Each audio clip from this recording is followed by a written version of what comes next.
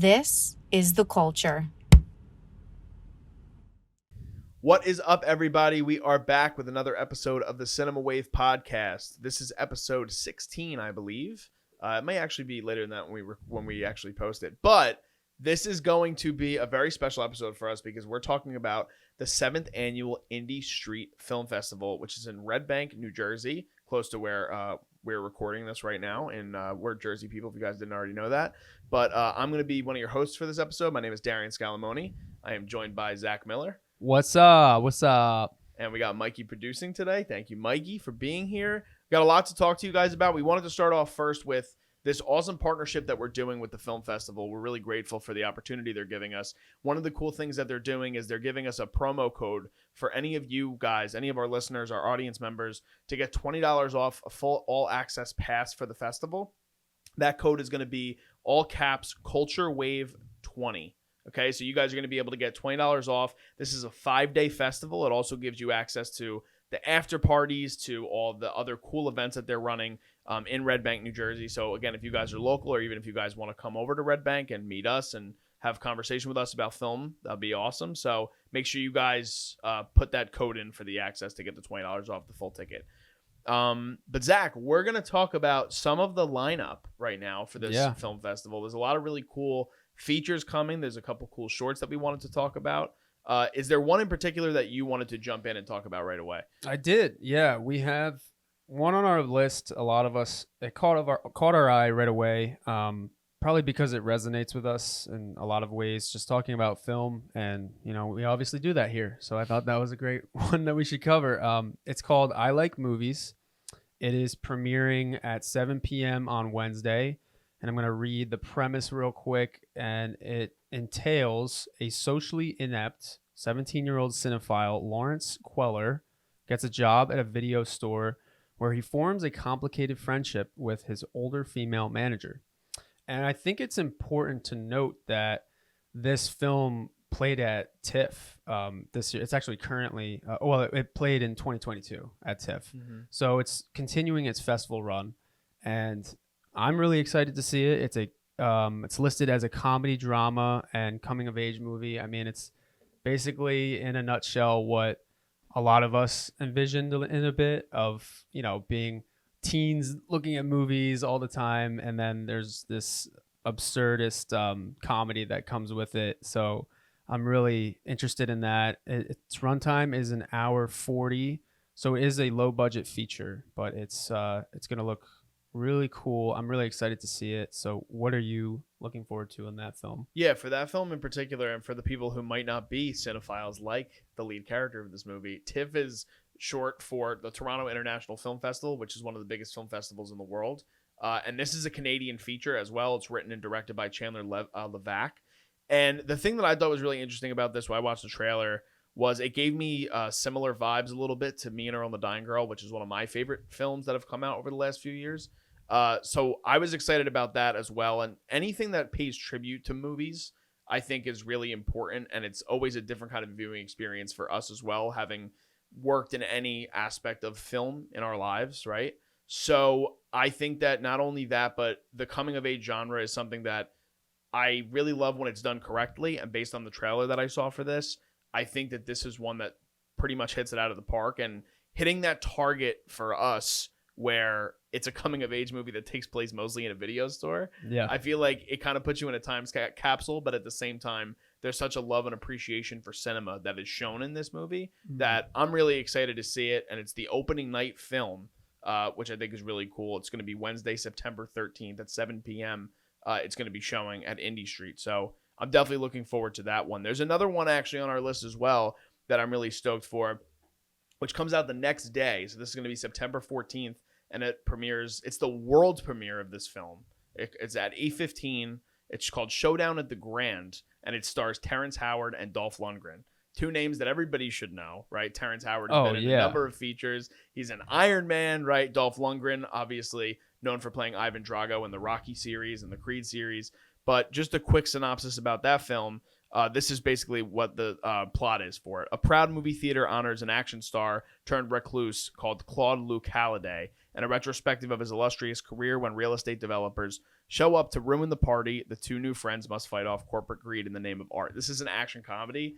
It sounds like absolute batshit craziness. So I can't wait for that, alongside like great acting talents like Terrence Howard. Amanda Brighetti's also in it, and John Savage. Is there something off, like, just based on the premise or the talent action attached? comedy? I mean, if you're talking about an action comedy, Dolph Lundgren is the epitome of who you want in that role. I mean, it's like Sylvester Stallone, but he can be more. I mean, look, Sylvester Stallone did have that Spy Kids face, but so maybe. Oh my God, the Spy Kids face, dude! Yeah. I love that. So maybe this is Dolph Lundgren entering his Spy Kids face of action comedies.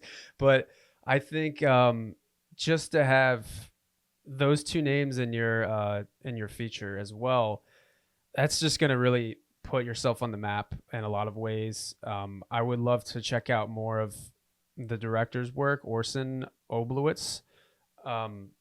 He also wrote it, and I would really like to look into what more he's produced. So after this film, I'm definitely going to check out the rest of his stuff. But yeah, I mean, when you got those two guys, it's really interesting how not only does it sound fun and stuff, but also Terrence Howard, I don't always associate with a fun comedic action guy. Like, he seems like he's very tonally approaching serious roles, at least in recent memory. I can't remember if he's done anything comedically driven. So when I see that he's doing an action comedy, I think that raises an eyebrow for me in a good way, where I really want to see what he can do in that kind of role. So, and then he's playing opposite Dolph Lundgren. Yeah. Like, that's a very imposing force to be paired up with. I'm sure it's going to be a very interesting dynamic. And the cool thing is, I'm on the IMDb page for the film, and there's an image of Terrence Howard in it, and he's carrying a crossbow. He's wearing a cowboy hat. Like, this is exactly what I want. I'm sure it has a bit of camp to it. Like, it definitely plays like that if it's going to be an action comedy. So I think as long as the film knows what it's going for and what the audience is looking for, because again, I definitely want to play off what you said, Terrence Howard not being in a lot of comedies, because similar to me too, like, I remember him being in like Empire and things like Hustle and Flow, where it's a very serious dramatic work, right? And this is going to be something where he's going to have fun with it, and I'm sure he had a lot of fun doing it at the same time. So it's definitely one that I'm looking forward to. That's going to be the Friday night film, so it's in a prime spot. And again, I think it's really cool that we're getting the world premiere of this film at a small, like, indie Red Bank, New Jersey Film Festival. I think that's really awesome, and cheers to everybody who was able to make that happen, who kind of put the festival together. You know what I mean? Yeah, I think it's going to be interesting, and it's going to be a really nice draw for this festival too, because when it's world premiering with two big stars and it's doing something outside of both of their comfort zones as well, I think that will prove to be a big draw for the festival as well.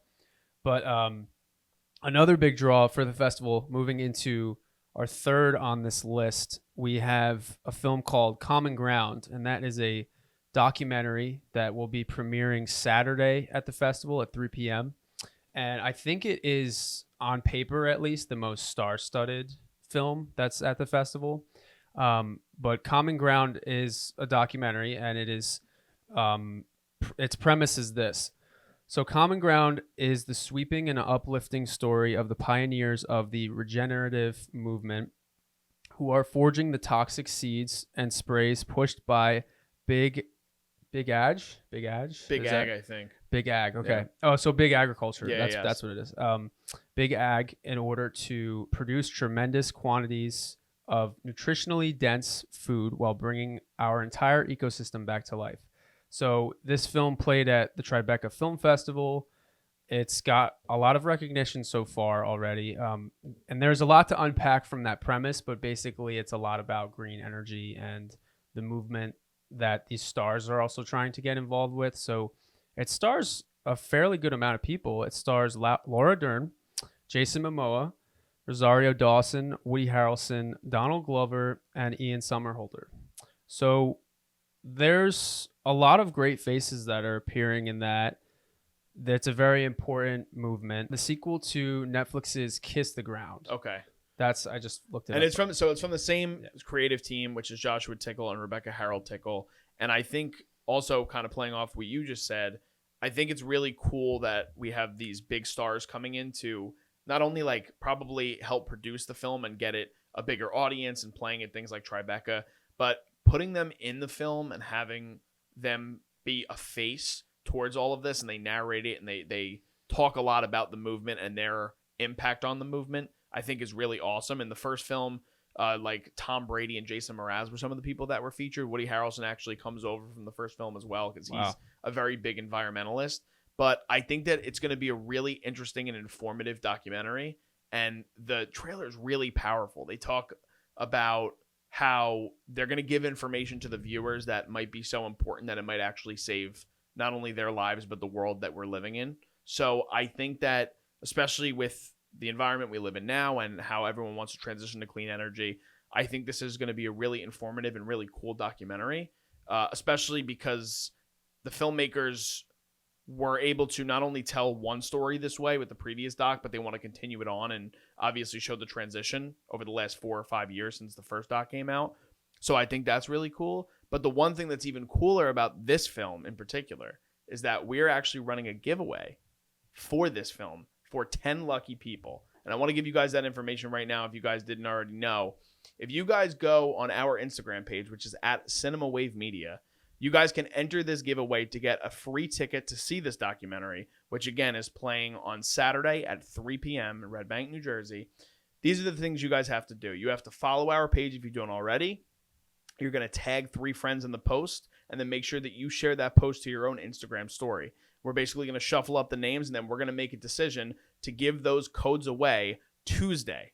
Okay, we're going to give them out Tuesday, and that is September 12th. We're going to give out those codes, so make sure you guys follow along on the page. Look into the documentary. Again, the trailer is on Indie Street Film Festival's website. It's also on YouTube. You can look it up.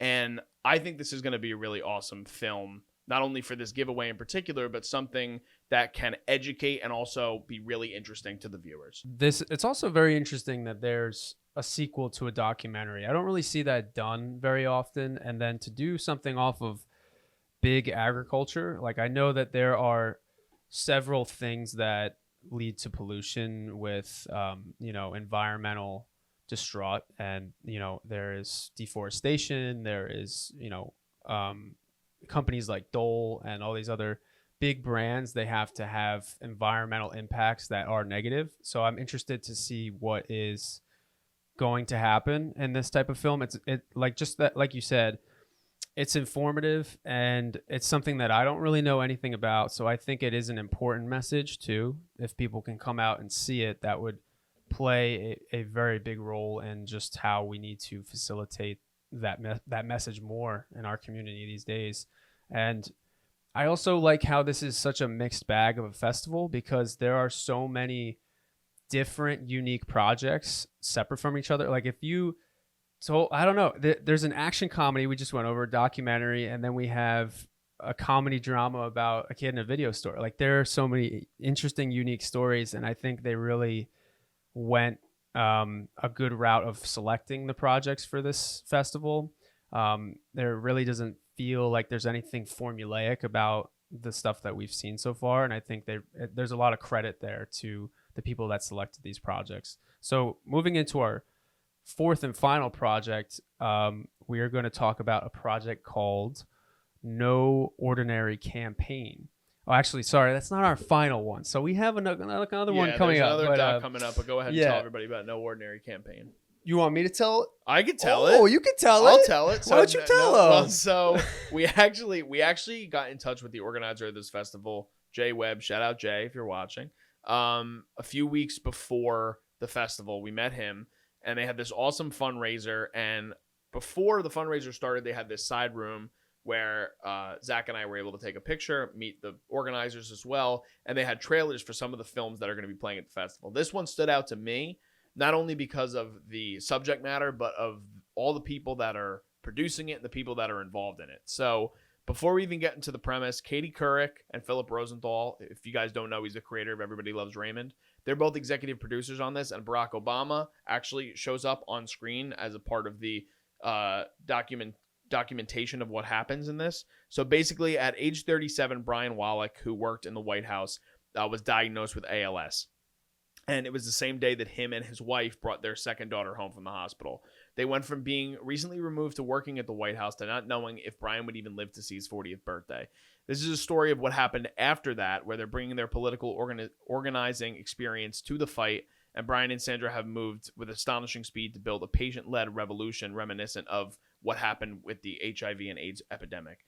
This is a documentary that seems like it's going to have such a big emotional impact, and it's a perfect runtime for a doc.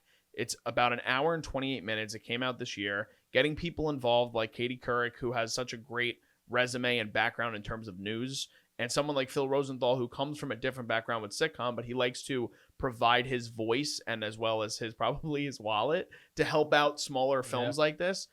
This is something that I'm really interested in. This actually screens at 6:15 p.m. on Friday, September 15th. So I'm really excited about this. Zach, what do you think? Yeah, I mean, it's a very inspiring story. And for him to come from a White House background to then moving into his communities and just leading such an inspiring life and battling his own battles, it's definitely something worth watching. And, you know, this is also a big... it will be an educational experience for me as well, because I know a little bit about ALS, but not as much as I probably should. And to hear what he has to say about that, as well as his contributions to people around him, I think that will be a really worthwhile experience. And then, you know, they also have Barack Obama involved, which is really cool that they were able to get a person of such stature involved in the project as they could.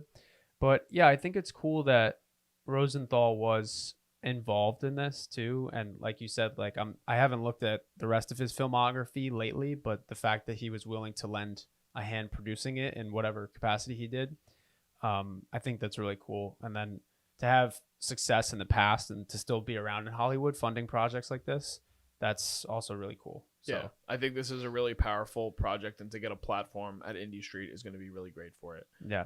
There's another documentary we're going to wrap up for our feature when we talk about the feature films that are going to be playing. This one caught my attention, especially because of the trailer that I saw. It's actually called Dear 13, and this is going to premiere at 1:15 p.m. on the last day of the festival, which is Sunday, September 18th.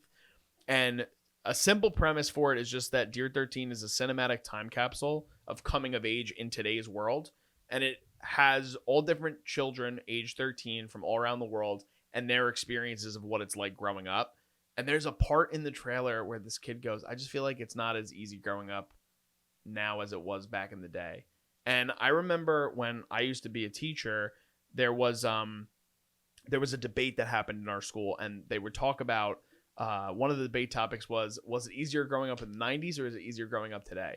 And I feel like, not that we're older, like that much older than these kids, but even from when we were 13 years old, I feel like the world has changed so much, dramatically, so quickly, that being able to see, like, just dividing with gender identity and racial division, and it looks like it's a really intimate view on exactly how different people are able to handle these situations, but they're kids at the same time. So it's something that seems really emotional, and it's one that's definitely on my list.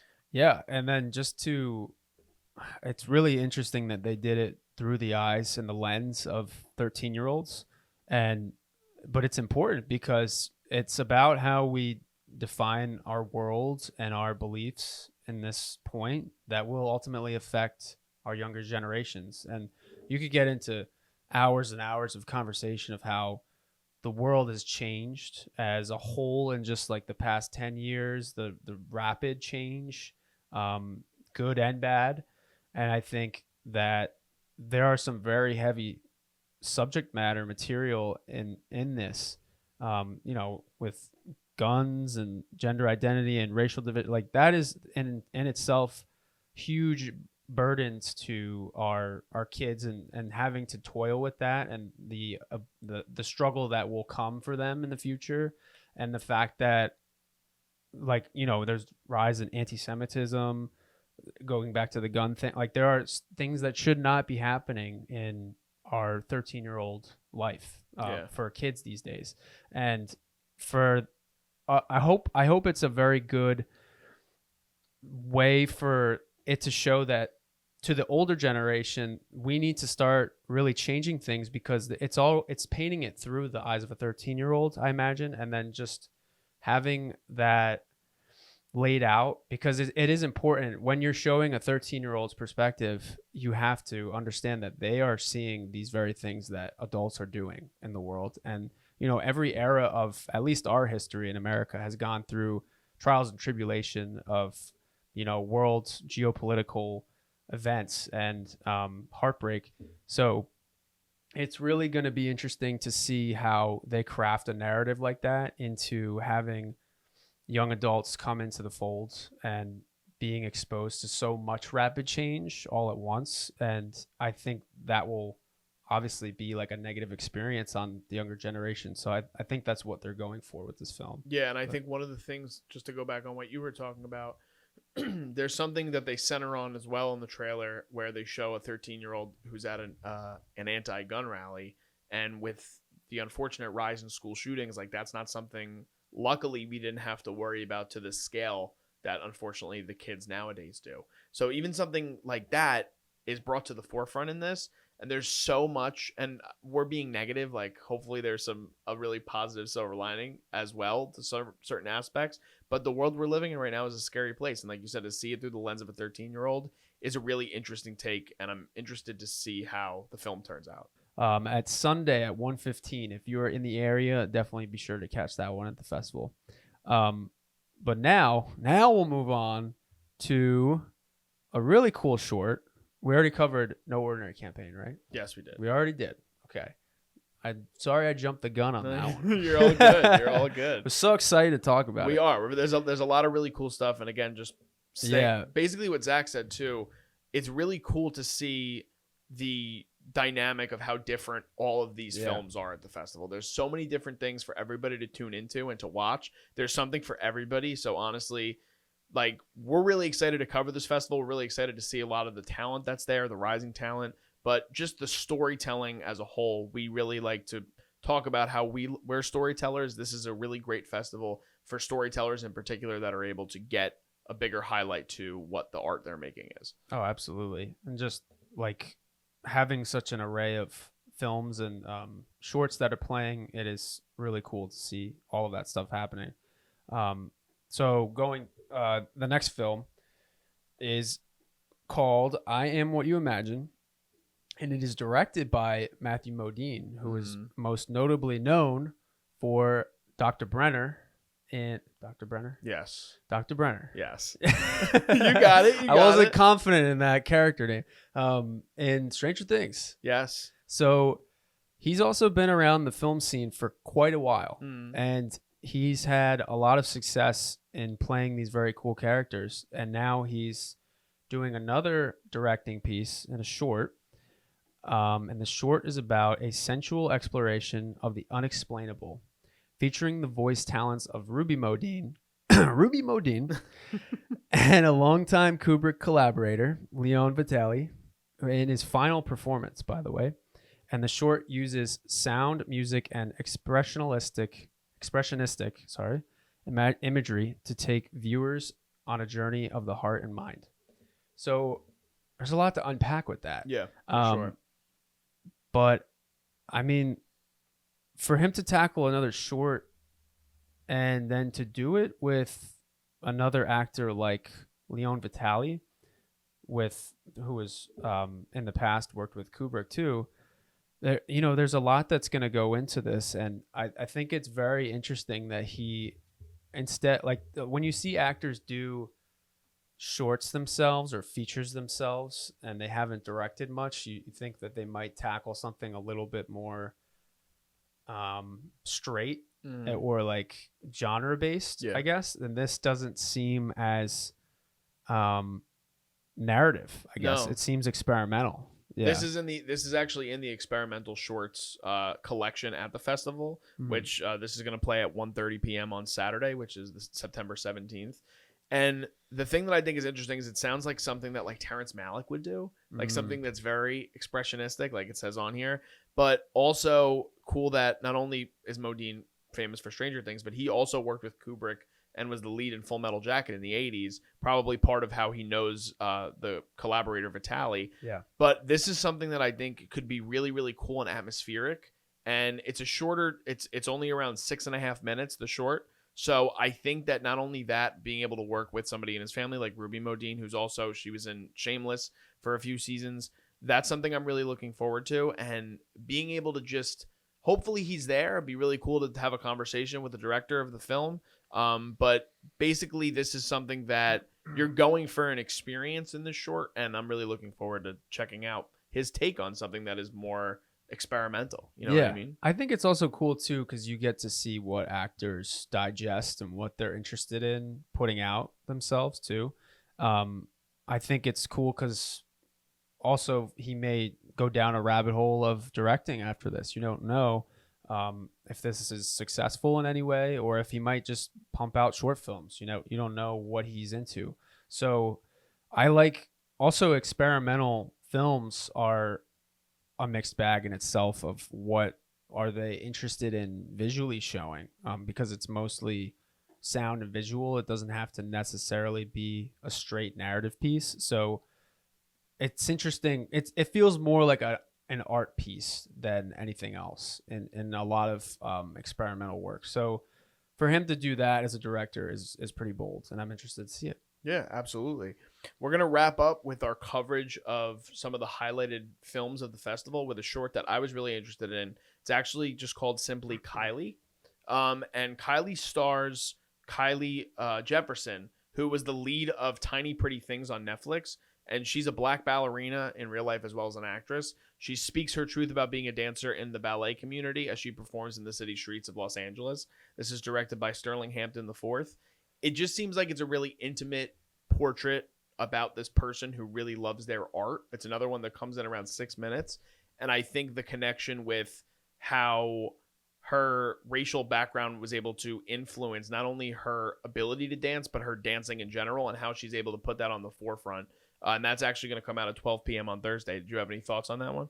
Yeah, I think it's I mean I've only there's one ballerina, Misty Copeland, that I know is a huge black ballerina, and it's also pretty known that she's struggled herself as a ballerina, and because she's black and has been disenfranchised because of that. And I think it's very interesting to have a take like this and to speak truthfully about how difficult it can be in that setting. And then it's also really cool that she's talking about her upbringing in Los Angeles, what kind of the art scene is there. And, you know, everybody goes to LA to have that artful experience and reinvent yourself and hone your craft and try and be the best artist you can be. So it'll be really interesting to see her talk about that and what comes with it. So. Yeah, absolutely. The whole thing is shot in black and white too, which is awesome. Wow. Black and white always hits different for me in terms of cinematography when I watch something. So definitely be sure to check that out. And guys, be sure to check out all of the films that we have mentioned. There's tons more that are playing throughout the whole entire week. Again, this is going to be from Wednesday, September 13th, all the way until Sunday, September 18th. You guys can get your all access pass for the festival on Indie Street Film Festival's website, which is indiestreetfilmfestival.org. You can find out more about the festival and all the people who organize it, the team. And you guys, again, can use that code CultureWave20 to get $20 off your all access pass for the festival. And make sure you guys tune in for the giveaway as well, which you can put in the code. We'll give it to you afterwards. After you guys make sure you follow at Cinema Wave Media on Instagram. You guys tag 3 friends and share our post to your Instagram story. Zach, anything else you wanted to talk about really quick wrapping up for the festival? I just wanted to give a big shout out to Jay and reaching out to us. And we reached out to him too and promoting his festival. And we really want to just emphasize that they're doing great stuff over there. They're adding a lot of great talent into the mix for a very new festival that is going to have a lot of great lineups coming up. So if you can make it to Red Bank, I would totally make the trip, and it's going to be worth it. There's a lot of great talent coming through. So yeah, just a big shout out to Jay and everything they're putting together over there. But Absolutely. Make sure you guys support local art wherever you are, and make sure if you guys can make it to the Indie Street Film Festival in Red Bank, New Jersey next weekend. Just signing off. I am Darian Scalamoni, and I'm Zach Miller. and we will see you guys next time.